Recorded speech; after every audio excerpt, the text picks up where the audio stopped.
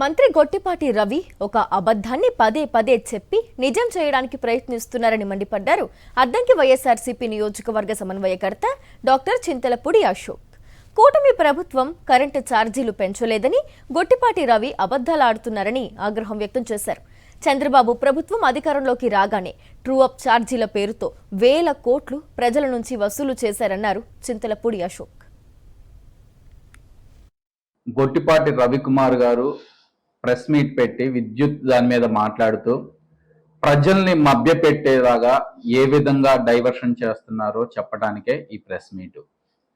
ఎందుకంటే కూటమి ప్రభుత్వం వచ్చిన తర్వాత ఎటువంటి ఛార్జెస్ పెంచలేదు అనే ఒక బూటకపు అబద్ధాన్ని ప్రజల్లోకి ఇంకార్పొరేట్ చేయడానికి గట్టిగా ట్రై చేస్తున్నారు. ఒక హోటల్ యజమాని ఉన్నాడు.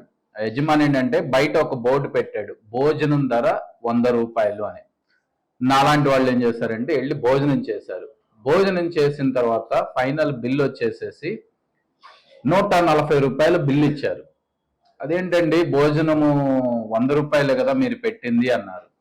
అంటే అప్పుడు వాళ్ళు చెప్పారు, మీరు కూర్చున్న కుర్చీకి ఛార్జీ, మీరు తాగినటువంటి వాటర్కి ఛార్జీ, మీరు పీల్చినటువంటి గాలికి కూడా ఛార్జ్ చేసి మొత్తం 140 రూపాయలు అయింది అన్నారు.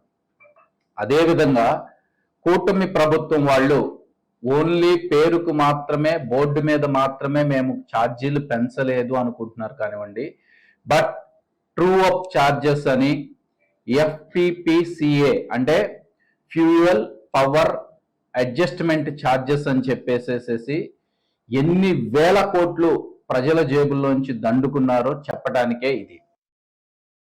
మరిన్ని అప్డేట్స్ కోసం ఛానల్ ను సబ్స్క్రైబ్ చేయండి. నోటిఫికేషన్స్ కోసం బెల్ ఐకాన్ పై క్లిక్ చేయండి.